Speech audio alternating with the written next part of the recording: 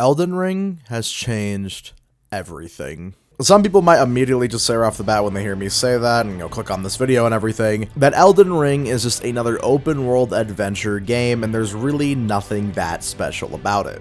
And in a way, people who are saying that are absolutely correct. Elden Ring is incredibly similar to games like Breath of the Wild or Assassin's Creed Odyssey or any of those other Ubisoft open world messes, or Skyrim, for example. Elden Ring is incredibly similar to those, and mechanically it is almost identical to most From Software games. So, this game that isn't really super innovative is changing the gaming industry. Yeah, in what way? Elden Ring is probably the first game in the last 5 years that had expectations that were set for the moon and surpassed them. I'm not going to sit here and tell you that Elden Ring is a perfect game. Not even my favorite games of all times, I would say, are anywhere near perfect, but they're definitely better than most games. Elden Ring is one of the few games that comes close to perfection. When you look at certain huge open world games that have been failing and huge RPG style games that promised so much and literally delivered nothing, Elden Ring was the definition of too good to be true. I'm going to quickly jump into how this game is currently changing the gaming industry in a second, but first I need to tell you a little story. Have you ever heard of a game called Cyberpunk 2077? I think 99% of us immediately know everything that happened with Cyberpunk 2077's release and how it has kind of affected the gaming industry in a really bad way. But let me break it down into simple monkey and banana terms.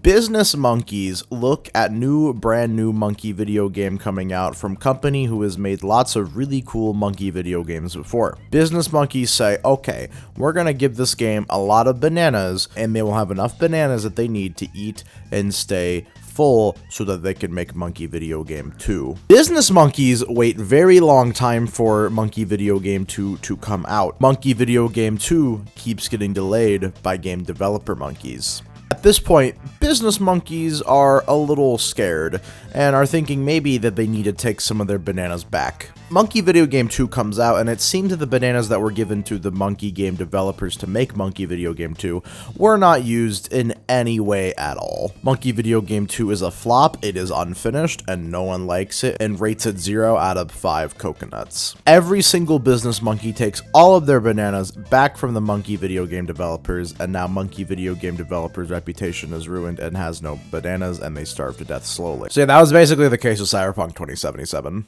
And from now on, because of this, said business monkeys are going to be way more cautious before they give their bananas to monkey video game developers.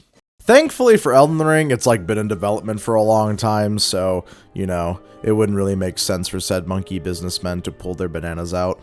Okay, I'm gonna stop with this analogy now. But yeah, Elden Ring came out, it has been a massive financial and critical success, and it is a open world adventure RPG game that is very difficult and is getting tons and tons of praise, and a lot of new people, including me, who were never big on this Soulsborne style of game before, are loving and playing Elden Ring. This is way more significant than I think people think it is. Look at all these casual video games that have come out over the course of the last 10 years that have been massive critical successes. The Last of Us 2, Red Dead Redemption 2, Legend of Zelda Breath of the Wild, God of War, Spider-Man PS4, Mario Odyssey. What is one thing that all of these games have in common? They are all casual, friendly, and quite easy.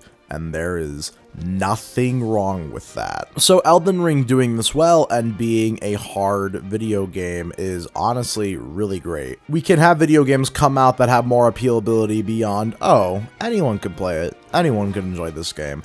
When you take a game like The Last of Us can be beaten by your 4-year-old nephew who has literally never even held a pencil in his entire life. But I know tons of people who just straight up won't play games if they're bad at them or they don't know how to play them, and they're usually pretty new to video games. People don't really like learning things. But with Elden Ring, it's something that's popular, so I kind of see people wanting to learn so they can be included in on the fun. And look, if you're new to Elden Ring and you fucking suck at it, that's good, because you're probably like the rest of us. When I first started playing this game, I don't think I could beat any boss without magic or summons or help from other players on my own for the first 30 or 40 hours of gameplay. Okay, I will not sniff his nuts this time. No! I can't. Got lost, bro. I can't fucking. So yes, this game being hard and very successful is actually a really fucking good thing, and we will finally start to see some games that actually, you know, take some time to beat, but without being filled with open world nonsense that isn't actually like anything that's fulfilling or interesting, like Red Dead Redemption 2. I don't hate Red Dead Redemption 2, but I feel like 99% of the game is just weird little collectibles and stuff, and there's not really anything that insane. Like, I feel like everyone who's played Red Dead Redemption 2 has experienced the same game. Elden Ring lets you really make your own choices of how you want to progress, and I fucking love that. This game is entirely different from Ubisoft games where it's like an open world, but it's not really a world. It's just an unfinished AI-generated Halo Reach Forge world that has next to nothing in it. Every 5 or 10 steps I feel like I take in Elden Ring, there is a new item for me to collect that is actually interesting or beneficial, or there is a new trail for me to follow, or there is a new enemy for me to fight. This game perfectly blends open world exploration with combat, and I am just so fucking wet thinking about it. People who are not fans of Soulsborne games like myself necessarily are vastly impressed with Elden Ring. Elden Ring feels like the culmination of the last 20 years of game development. In about a month, people are immediately gonna jump on the bandwagon of, could we stop talking about Elden Ring? The new Kirby game just dropped. Elden Ring is overrated.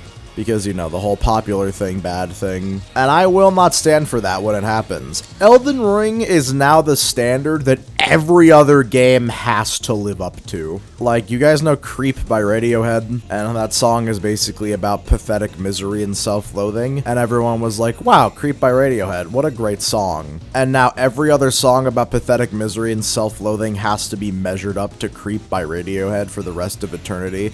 That is what Elden Ring will be for open world adventure action RPGs. And maybe just the fantasy genre as a whole, because the world building in this game is mwah. Look, I know I keep sucking Elden Ring's dick, but this is the current magnum opus of the gaming industry. I don't even want to see an open world adventure action RPG come out ever again. I don't think you can top this. And if the DLC ends up being good for this game too, I really don't think you could top that. Elden Ring has opened doors by mostly just being a very good, well-finished, polished video game. The ball is currently in every other game developer's court, but I'm pretty sure they're all gonna drop it. Alright, well, I'm gonna go play Nintendogs now. Have a damn good one, everybody.